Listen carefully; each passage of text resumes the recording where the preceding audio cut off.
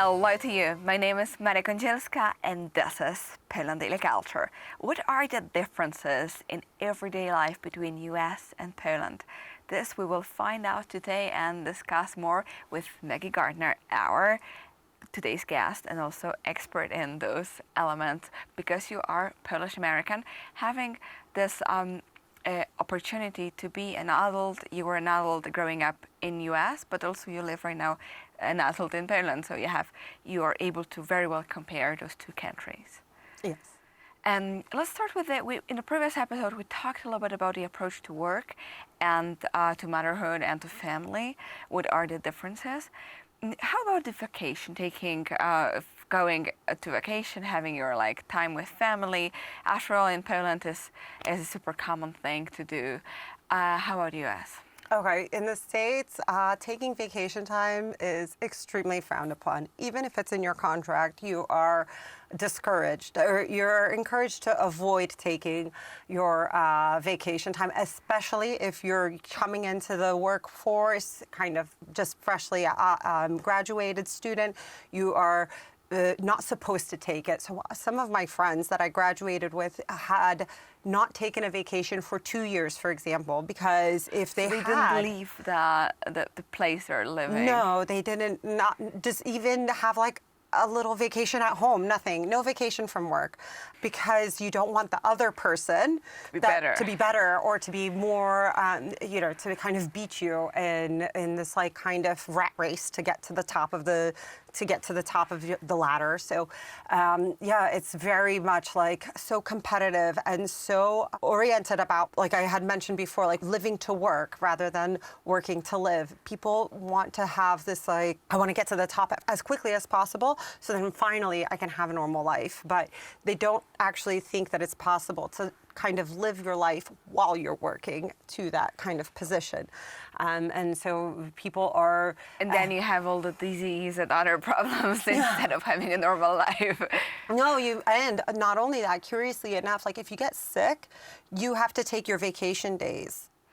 Oh, so it's off. Not off. So it's so not... if you get sick, you have to take paid time off, which is you get a specific number, and they're called PTOs. So sometimes if you'll see somebody commenting on it from the States, they get a specific number of days, and it's not 30, it's 5 days paid time off, sick days that you are allocated for the year, for example. How about real sicknesses? And it not only is for you, but it's also for family members. So if your child gets sick, that is also covered. And in circumstances where there is no maternity leave, for example, people save up their paid time off, for example, for a certain number of years, for example, okay. So that they can then cash in on it and have 2 weeks off maternity leave after having a baby.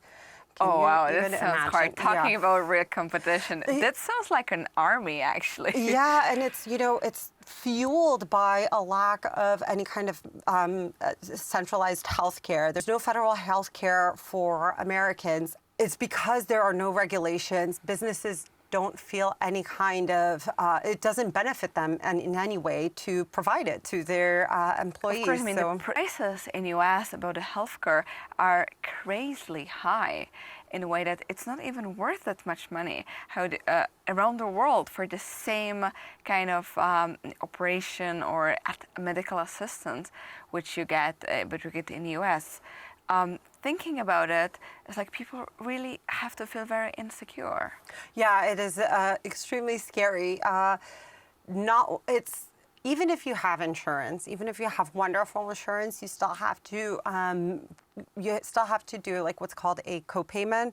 And so when you, for example, go in for some kind of ailment, anything, sometimes the deductible is, for example, $500. So you can't just go to the doctor, let's say, and you feel ill, you just want to have something prescribed because you're feeling worse than normal.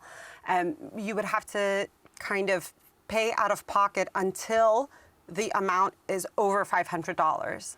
So only after it is, and that's just and example. Sometimes it's more. But sometimes it's $1,000. Yeah. Sometimes the the insurance coverage is less comprehensive, but the copayment is smaller, for example. So you only pay $100, but then if anything terrible happens to you, then insurance won't cover it. And so I get it.